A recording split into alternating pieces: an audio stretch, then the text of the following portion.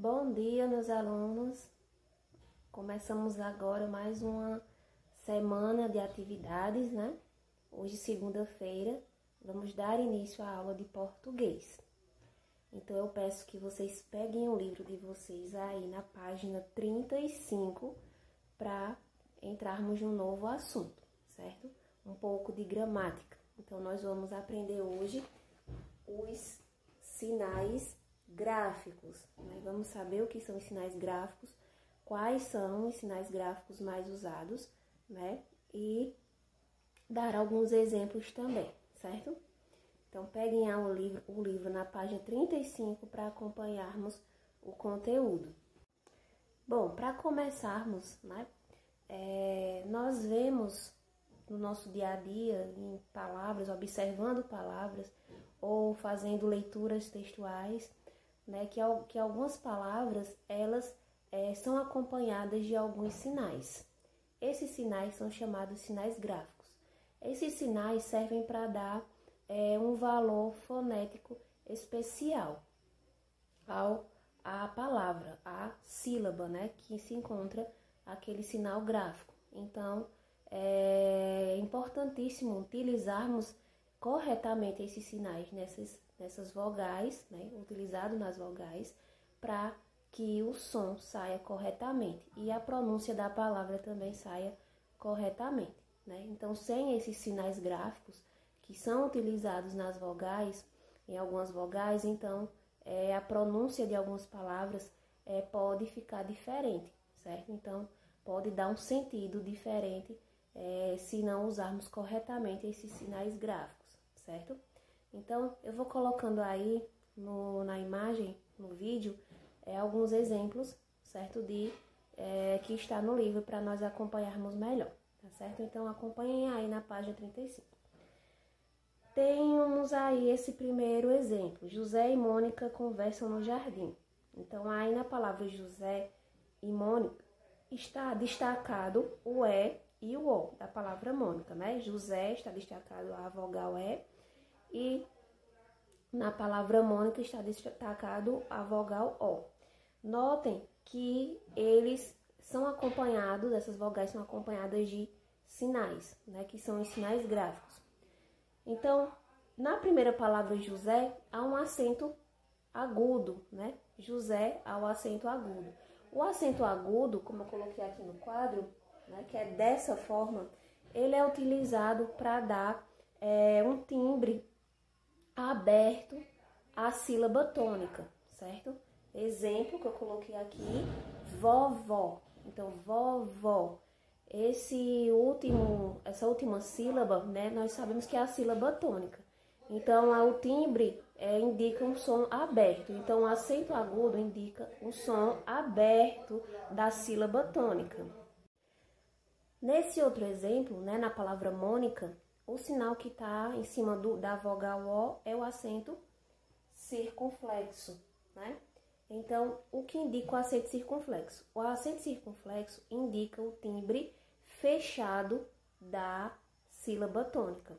Se o acento agudo indica o som aberto, então o circunflexo vai indicar o som fechado. Exemplo, vovô, vovô. Olha só a diferença de vovó para o acento agudo e a diferença desse acento, desse sinal gráfico aqui, o circunflexo, vovô. Então, já indica um timbre fechado da sílaba tônica, certo? Então, o acento agudo, ele indica o som aberto da sílaba tônica, mais aberto, né? Exemplos, vovó, pé, túnel, sofá, entre outros exemplos. Já o acento circunflexo indica o som fechado da sílaba tônica. Exemplos, câmara, você, cômodo, enfermeiro e outros exemplos também, certo? Ficou claro aí? Vamos para o outro exemplo, né? Vocês estão observando aí no livro de vocês a vogal A com um acento um pouco diferente, né? Um acento aqui diferente, parecendo com agudo, só que ele é diferente. Em cima desse A existe um acento grave, certo? E esse acento grave é usado para marcar a crase. É como nós chamamos o A acraseado, né? Crase. Então, esse acento aqui nós usamos para marcar a crase, quando nós encontramos ele dessa forma na vogal A, certo? Então, observem aí o exemplo do livro. E eu vou colocar no vídeo também.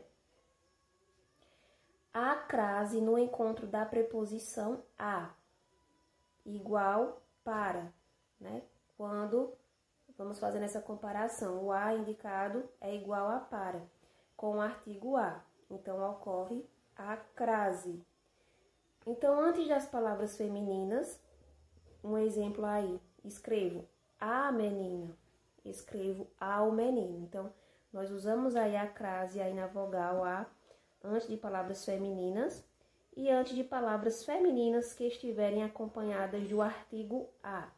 Exemplos: vou à Bahia. Então, vou à Bahia. Esse a é acraseado, como eu coloquei aqui, vou à Bahia. Se eu vou à Bahia, eu volto da Bahia, então a crase a, existe a crase. Agora, se eu vou à Bahia e volto de Brasília, então a crase não existe aí, tá certo?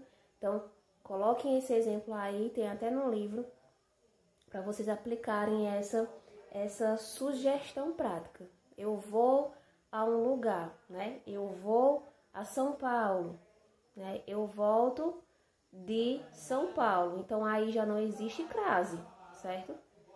Entenderam aí dessa sugestão, certo?